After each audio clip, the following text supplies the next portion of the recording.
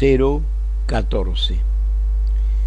Todos mis contemporáneos recuerdan el baile que dieron a mediados del 88 los esposos R.J. como uno de los acontecimientos sociales con que se clausuró aquella época de las grandezas, menos por su boato y distinción, dignos de la pareja obsequiante, que por haber sido reina de la fiesta quien lo era ya de los salones porteños, hasta el despotismo y la adoración, precisamente una de esas beldades que hacen época, como se dice en viejo estilo, y que quién sabe por qué complicaciones de la cultura, del ambiente, de la fortuna gozada durante generaciones, de la alianza entre castas selectas, engendra de cuando en cuando la gracia, para su exclusivo esplendor, como aquel tulipán que florecía una vez por siglo en los jardines del sultán de Constantinopla. Esa mujer cuyo nombre es inútil disimular, puesto que desde hace tantos años impuso a la maledicencia el imperio de su desdén, era una conocida de todos ustedes, Amalia Parish, semidiosa todavía. Lemos y Julio aproximáronse a la mesa con interés. Mi tía pastora, dijo el primero, no obstante su devoción, la admira como a una mujer de talento extraordinario. Y nada más bien hallado, completó el otro, que su denominación de semidiosa. Ayer, precisamente, la encontré, radiante de esa gallardía que parece ir alejándola en la soberbia de una invencible juventud. Efectivamente, resumió Eguía, en los seres de esa clase, la edad no es decadencia, sino retirada. La hermosura perfecta lleva en sí algo de inmortal, y Amalia Parish lo fue, hasta no faltarle ni el don de una inteligencia tan clara como la limpidez de sus ojos. Es así una de las que conservan mejor aquella gentileza del lenguaje en que residía, tal vez, el encanto más delicado de la porteña, por lo bien que conciliaba la dignidad de la expresión con la espiritual vivacidad del concepto. A los 20 años apenas, porque las muchachas figuraban entonces más temprano en sociedad, impuso sin disputa el imperio de su belleza. Imperio solitario como el de una estrella lejana, ya que ninguno de sus adoradores, y quienes no lo era, había logrado sorprender el más mínimo temblor sentimental en el rayo de sus ojos celestes. Linda hasta el éxtasis, griega de Atenas por la perfección y de Siracusa por la gracia, conforme habría dicho nuestro clásico Lemos, parecía que su juventud deslumbraba por transparencia, en una luminosa inmaterialidad de rocío. Belleza pura, total, más propia de que la tallara al diamante, en uno de sus sonetos de precisión, Lugones, que es poeta. Ambos, favorecidos, nos inclinamos ante la fineza que Eguía, muy de la vieja escuela, es decir, intransigente en materia de retribución, apresurábase a devolvernos. Belleza fría, por lo tanto. Así al menos opinábamos entonces. Unos atribuíanlo a su sangre británica, otros a orgullosa complacencia de sí misma. Hasta aplicábanle un fácil retruécano de mi cosecha con el que, rindiendo homenaje a la novela nacional, habíale puesto yo la Amalia de mármol. Es decir, comentó Julio D. riendo, de la misma pasta que el comendador. Sin duda, como la propia doña Inés. Por algo sería que su amante, mejor dicho, el amante eterno y fatal, la eligió entre todas para comunicarle el secreto de sus conquistas. O sea, interrogó vivamente Julio, o sea, lo que van ustedes a saber esta noche. Y después de un hábil silencio, para aguzar la impresión, no te hagas muchas ilusiones. Generalmente la revelación de los grandes secretos es poco aprovechable por falta de preparación o de índole. Solo a un gran químico que fuera al mismo tiempo un místico le serviría la fórmula de la piedra filosofal. Calló otra vez, como recapacitando. Luego, en voz más baja, su amante prosiguió. La noticia fue una bomba. Una semana después del gran baile embargaba todos los comentarios el mismo estupor. Pues aquí reanudo, qué tiempo es ya, el hilo de mi relato. Absorto sin duda por sus otras conquistas, don Juan de Aguilar no había reparado en Amalia, circunstancia que pudo parecer afligente para su buen gusto, pero que habría resultado explicable también por el carácter de la heroína, el demonio cohibido ante el serafín. Nada de esto ocurría en tanto, según se vio después, ya que mediante un recurso viejo en suma, como todas las argucias diabólicas, el conquistador premeditaba la captura de su presa angelical. Don Juan aparentaba, pues, indiferencia ante Amalia, a pesar de no conocerla y de estar muy relacionado en la casa de Julia W. de R.J., prima e íntima de aquella.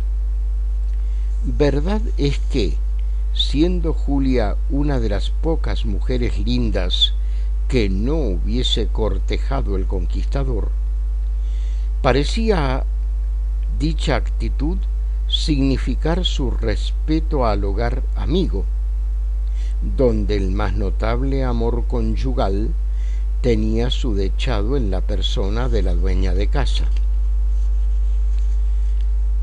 Amalia, en tanto, mujer al fin, y con esto sensible al misterio inquietante de aquella fama, llegó más de una vez, casi por instinto, a aproximársele, bajo la curiosidad hostil, pero temerosa, del pájaro ante la serpiente.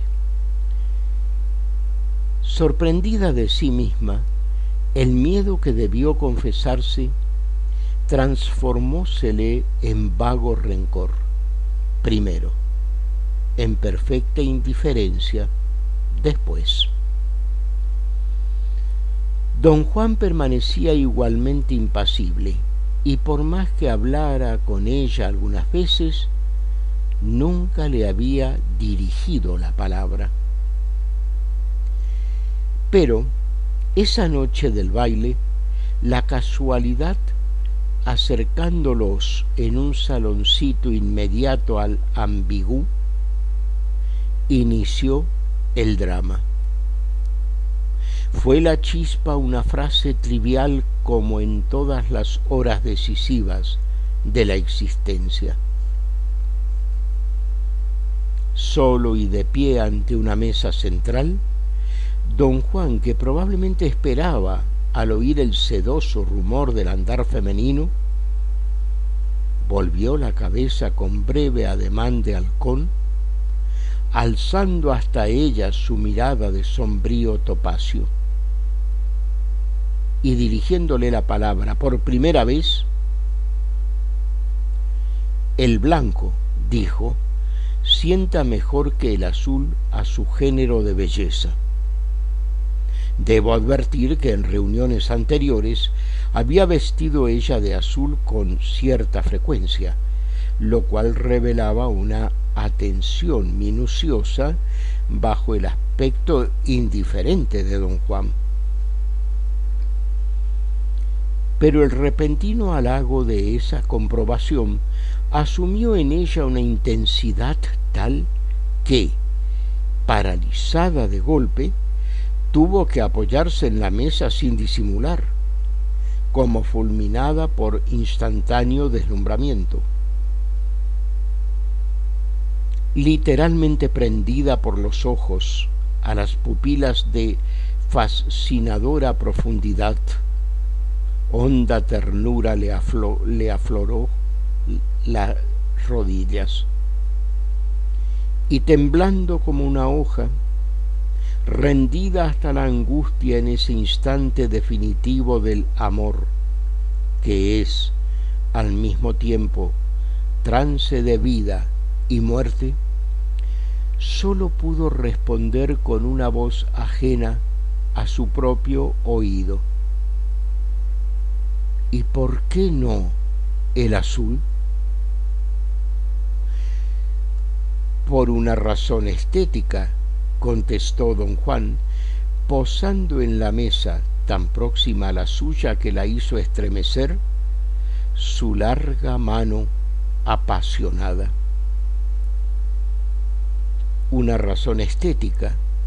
El azul no figura entre los 4 colores fundamentales que requiere la belleza femenina y que sólo rarísimas mujeres consiguen armonizar indistintamente con su hermosura. Entonces ella coqueteó, reaccionando en la ingenua seguridad de saberse hermosa. ¿Conoce usted alguna aquí?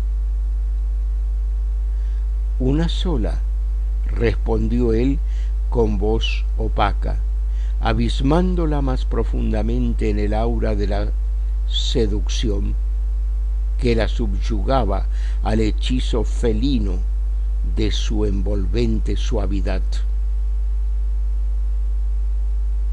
Y nunca ha vuelto de ese vértigo.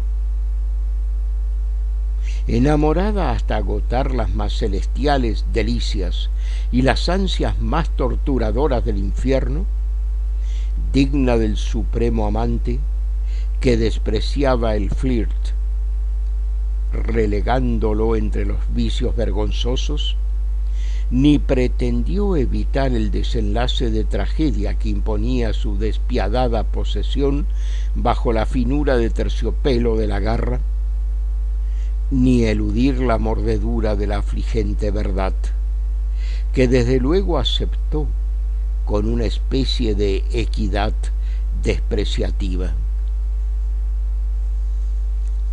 Abandonando a la condena y al despecho su despojo de mariposa, arrebatada en el delirio de la llama fatal, no hubo bajeza en su caída. La misma predestinación al martirio que el amor de semejante hombre significaba, habríala redimido en su dolorosa generosidad. De no ser su dicha tan indiferente por perfecta a toda consideración humana. Insensible o amante, Su destino era, pues, la soledad de la estrella que vive de consumirse en su propia luz. Y cuando sobrevino el inevitable abandono, lejos de abatirse o desesperarse, pareció que se aislaba más excelsa en un remoto fulgor, como aquellas amadas por los dioses antiguos, que del contacto con el divino cisne o con la lluvia de oro conservaban el resplandor de su propio deslumbramiento, llevando en la perpetuada aventura la olímpica gloria de su deshonra inmortal. 30 años después, como decían las antiguas novelas, una huracanada tarde en que las nubes de junio encapotaban de agua brumosa la ciudad, Julia y Amalia, cuyo retiro casi hostil era inaccesible a ninguna otra persona, tejían en los hilos melancólicos de la lluvia antiguos recuerdos. Arrebujada entre densas cortinas, aquella habitación, silenciosa hasta la intimidad, parecía flotar, casi lóbrega, en un misterioso esplendor de capilla búdica. Sombríos oros fatigábanse al fondo de una verdadera tiniebla, como arrodillada bajo el abatimiento de inmensa colgadura azul. La transparencia oscura del ámbito era, a su vez, vagamente dorada, como un indeciso rescoldo de inaudita suntuosidad. La alfombra ahogaba los pasos en derruida blandura de polvo de oro. Torvos reflejos arrinconábanse acá y allá con áureo escorzo de jaguares. Sándalos y estoraques de exótica vaguedad exhalábanse en sutil bostezo de aromas. Pretendía el comentario que ese recinto singular guardaba intactos los recuerdos del seductor, que la apagada quietud retenía en aquel silencio y aquel perfume su memoria siempre adorada, que su presencia persistía en tal cual conservaba arruga de diván o de cojín. Y así era, en efecto. Aquellas sombras no cobijaban las tribulaciones de la expiación, sino la sacrílega magnificencia del antiguo pecado. Mas esa tarde, por primera vez, Julia había sacudido su alarmada pureza para hablar de la falta cuyo permanente gozo presentía en la otra, sin querer confesárselo, dominada al fin por el ambiente y la desesperada grandeza de semejante fidelidad. Recordaban, pues, al amante sin nombrarlo, en una grande pero pacífica incapacidad de comprenderse, cuando Julia exclamó: «¿Cómo has debido aborrecerlo?».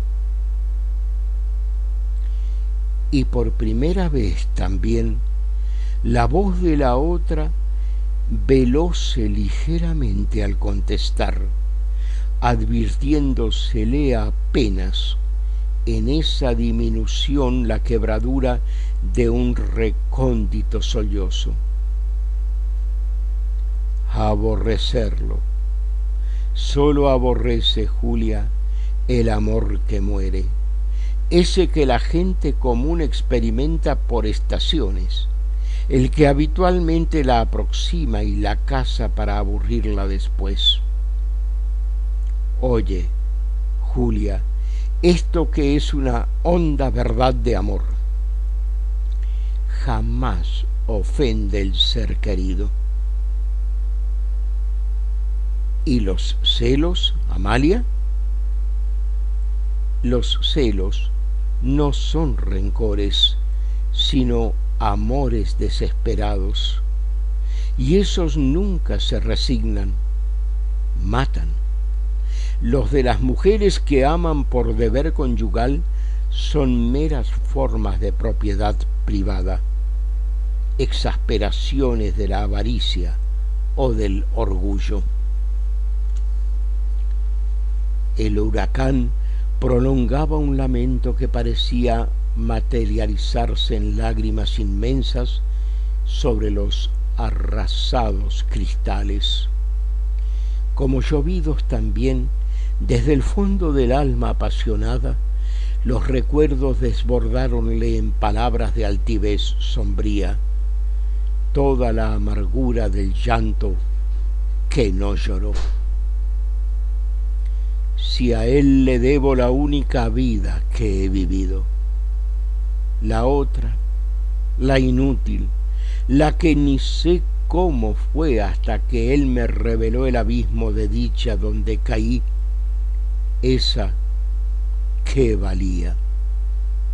Yo era una muchacha hermosa, adulada, conqueta, cobarde como todas, y al fin con razón ante el misterio que es, para la mujer, irrevocable como la muerte.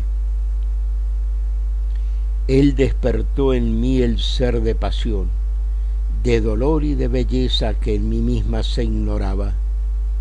Y eso, Julia, perdónemelo tu candor, vale el hilo de las honestas.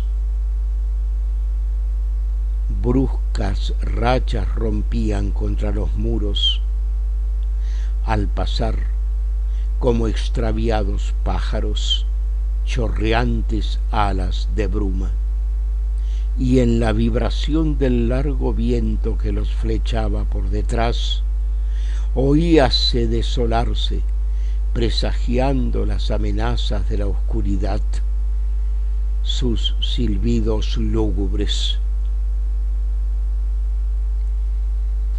Perdida por él, fue como hallé en mi propia alma aquel tesoro escondido de los cuentos, que con tanta frecuencia extravía una para siempre, creyéndolo inaccesible o lejano.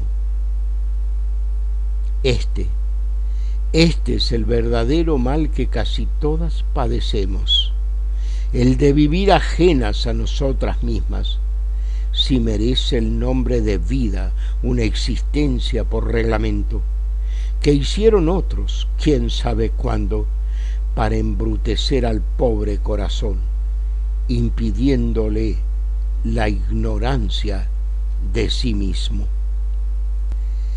Pero ese amor que me maldicen educó el mío, aunque fuese en la falta y en el dolor, enseñándome la dignidad, que no será social, pero que es humana, de no pasar por la vida como un triste animal de recua, con carga y con rumbo ajenos.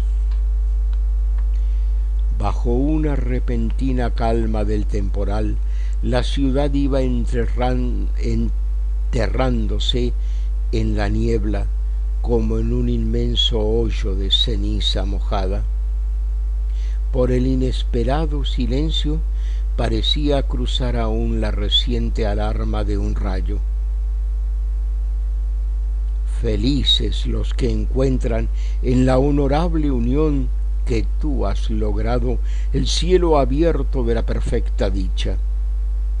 Pero déjame decirte, sin el orgullo que para ti no puedo abrigar, que no les cambio mi infierno.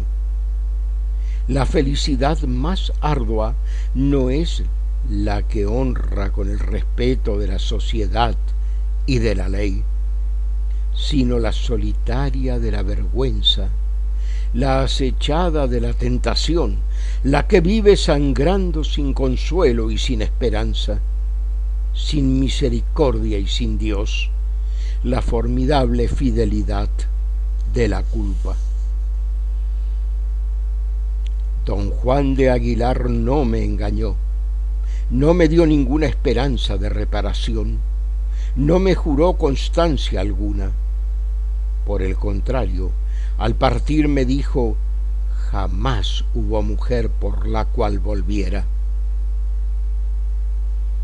Pero yo había querido como quieren los pocos que el destino elige para revelarles el verdadero amor, hasta el pecado y hasta la muerte.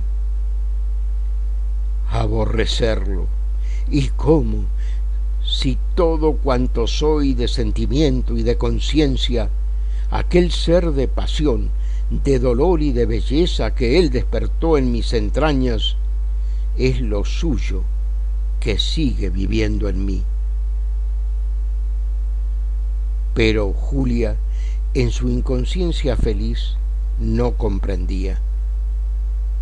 Más aterrada que sensible ante esa tempestad aullada por el doble huracán cuyo ímpetu sacudía de nuevo la noche que empezaba a caer, cargada de ese dolor como un árbol fúnebre, recobró el ánimo, estrechándose a la ventana untada todavía por lívida vislumbre, y con curiosidad pueril inquirió al cabo de un instante: ¿pero qué te dijo, Amalia? ¿Cómo te dijo que te quería para hacerse querer así? La trágica solitaria encogióse de hombros, con una sonrisa tan descolorida como la vislumbre de la tarde. Vas a sufrir una decepción. No me dijo nada raro ni sublime. Y si tuve la impresión de que realmente me quería, fue porque no supo sino balbucear, temblando, como cuando se le viene a un adolescente el corazón a la boca: cuánto la quiero, Amalia, mi amor. Y en ese momento, tras una leve palpitación del cortinaje, entró don Juan. Avanzó, urbano como siempre, reprimiendo hasta la impresión del enorme suceso, con esa seguridad que ahuyenta al miedo por no haberlo sentido nunca. Lejos, en una distancia de borrasca y de ausencia, abismada como la eternidad, desgarraba el huracán un remoto alarido de horda. Y don Juan, sentándose como 30 años antes en aquel diván que nadie después de él había ocupado, dijo con su voz habitual, impregnada de piadoso hastío: así fue en verdad. No te engañó, dulce amiga, la voz de mi amor, pues según puso en mis labios la única comedia que, entre tantas necedades como han escrito de mí, haya sabido interpretarme, y que por lo mismo también permanece inédita, es que nunca enamoré sin estar enamorado.